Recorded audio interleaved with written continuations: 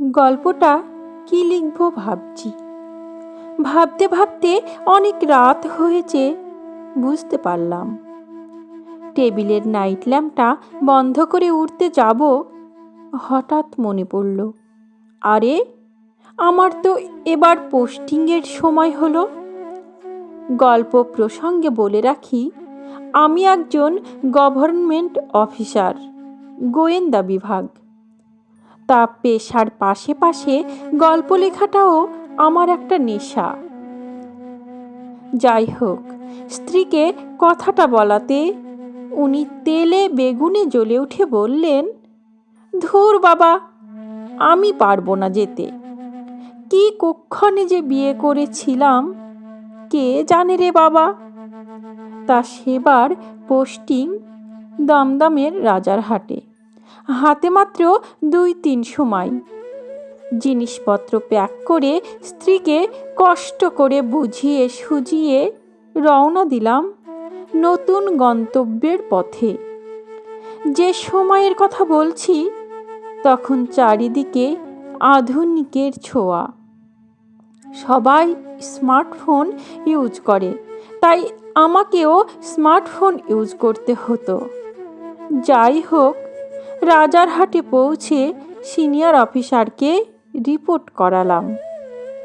এখন একটা ভাড়া বাড়ি খুঁজে বের করতে হবে থাকার জন্য, কারণ গভর্নমেন্ট কোয়ার্টার সব ফুল। রাস্তায় তো আর ঘুরে ঘুরে থাকা যায় না। আমার জুনিয়র অ্যাসিস্ট্যান্টের সাথে এই 1 সপ্তাহে ভালো সম্পর্ক তৈরি হয়ে গেছিল। সে খবর দিল, স্যার, রাজারহাটে একটা বাড়ি আছে, বলছে ভাড়া দেবে, আপনি গিয়ে দেখতে পারেন। তা অনেক কষ্টে খোঁজাখুঁজি করে বাড়িটার ঠিকানা পেলাম। তারপর বাড়ির ভিতরে প্রবেশ করে কলিং বেল বাজালাম। বাড়ির মালিক মানে কাকাবাবু দরজা খুলে বললেন, কাকে চাই? আমি বিস্তারিত সব বলাতে উনি বললেন, আচ্ছা বাবা, এসো এসো। এই কয়দিন আমরা আমার স্ত্রীর এক আত্মীয়ের বাড়ি ছিলাম। কাকাবাবুর সাথে পরিচয় হতে সব ঠিকঠাক হয়ে গেল। পরের দিন সস্ত্রীক গিয়ে উঠলাম ভাড়া বাড়িতে। তখনও বাড়ির বাকি সদস্যদের সাথে পরিচয় হয়নি আমার। বেশ কয়েকদিন ভালোই কাটছিল, কিন্তু গোল বাঁধল একটা আওয়াজ শুনে।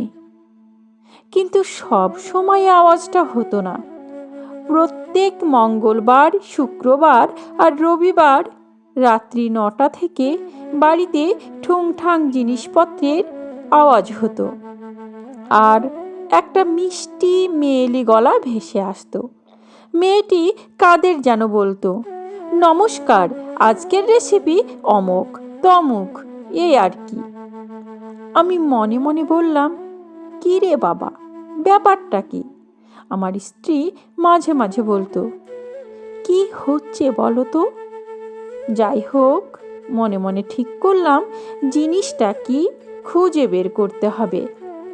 তা একদিন অফিসে টিফিন ব্রেকের সময়ে আমার অ্যাসিস্ট্যান্টকে দেখি ইউটিউব না কি টিউব অ্যাপে কার সাথে কথা বলছে। আমাকে দেখে উঠতে যাবে, আমি রেগে বললাম, এইগুলো কি? তখন ও বলল, কিছু না স্যার। আমি বললাম, না বলো, বলতেই হবে। তখন ও আমাকে বিস্তারিত বলল ইউটিউবের লাইভ সম্বন্ধে। কিন্তু আমার মনের সন্দেহ মিটল না। আর বাড়ির সেই ঠুংঠাং আওয়াজ প্রতি সপ্তাহতে হতে লাগলো। ততদিনে আমি কাকাবাবুর বাড়ির সবাইকে প্রায় চিনি, কিন্তু ওনার ছোট মেয়েকে, যার নাম ছিল পিয়ালি, তার সাথে সাক্ষাৎ হয়ে ওঠেনি।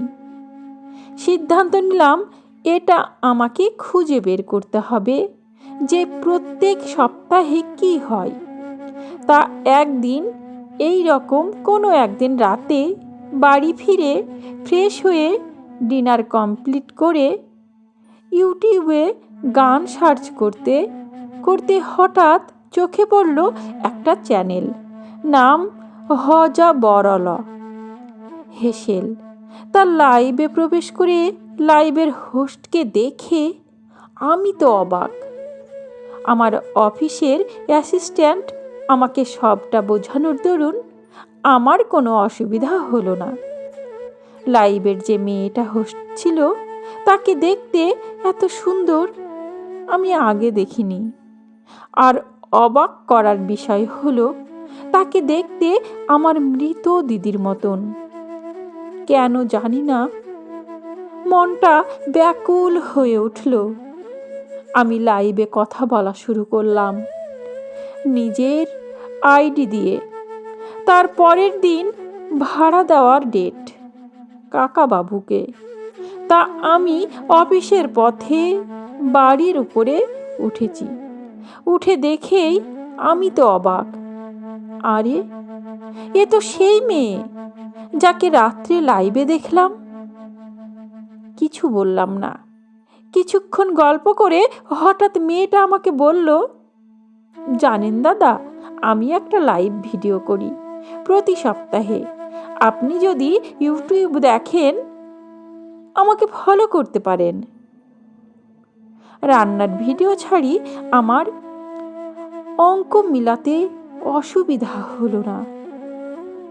আমি বললাম যে দেখব। অনেক দিন পর আবার ভাড়া দিতে গিয়ে গল্প হলো দিদিটার সাথে। কথায় কথায় বলল ওনার লাইভে একজন খুব সুন্দর কথা বলে। আমি মনে মনে বললাম ওটা তো আমি। মনে মনে মুচকি হাসলাম। যাই হোক, কিছুদিন এভাবে চলতে চলতে একদিন মনে মনে ঠিক করলাম মনের গোপন কথাগুলো বলে ফেলব। পরের মাসে ভাড়া দিতে গিয়ে মেয়েটিকে সবিস্তারে সব খুলে বললাম, আর আমার দিদির ব্যাপারটাও বললাম। মেয়েটি তখন বলে উঠল, এ রাম, ছি ছি, বোন বলতে হবে না, আমি তো তোমার দিদির বয়সী, তাই দিদি বলে ডেকো। আর যদি কিছু খেতে ইচ্ছে করে তুমি আর তোমার স্ত্রী নির্দ্বিধায় চলে আসবে, অনেক নতুন নতুন ডিশ শিখিয়ে দেব। ব্যাস, এভাবেই ভাই দিদির মিষ্টি সম্পর্কটা একদিন তুমি থেকে তুইতে চলে এলো। টানা 15 বছর ছিলাম রাজারহাট। তারপর একদিন পোস্টিংয়ের অর্ডার এলো। কথাটা শুনে পিয়ালিদি মুখে কিছু বলেনি ঠিকই, চুপি চুপি কেঁদেছিল। আমি বুঝতে পেরেছিলাম, তাই স্টেট গভর্নমেন্টের দরখাস্ত করে পার্মানেন্ট চাকরি রাজারহাটে নিয়ে নিলাম। এই খবরটা শুনে দিদির আনন্দ আর ধরে না। তারপর আর কি, গল্পটা ভাবছেন শেষ হয়ে গেল? আরে দাঁড়ান দাঁড়ান, গল্পটা বলার মূল উদ্দেশ্য হলো নিজের আপনজনরা আপন হয়েও কতটা পর, কিন্তু পর যখন আপন হয় তার আনন্দটাই আলাদা। তাই পিয়ালি দিদি নিজের দিদির থেকেও খুব আপন আমার। ঈশ্বরের কাছে প্রার্থনা করি এইভাবেই যেন আমাদের ভাই বোনের সম্পর্কটা টিকে যায়। আজকে পিয়ালি দিদির বিয়ে, সমস্ত দায়িত্ব আমার উপর পড়েছে। পিয়ালিদি বারবার বলছে, কল্লোল, বিয়ে করে চলে যাচ্ছি, যদি ভুলে যাস দেখিস কি হয়। আমি বললাম, এই রাস্তার পরের রাস্তাই তোর শ্বশুর বাড়ি। পাগলি দিদি, এত সোজা ভুলে যাওয়া।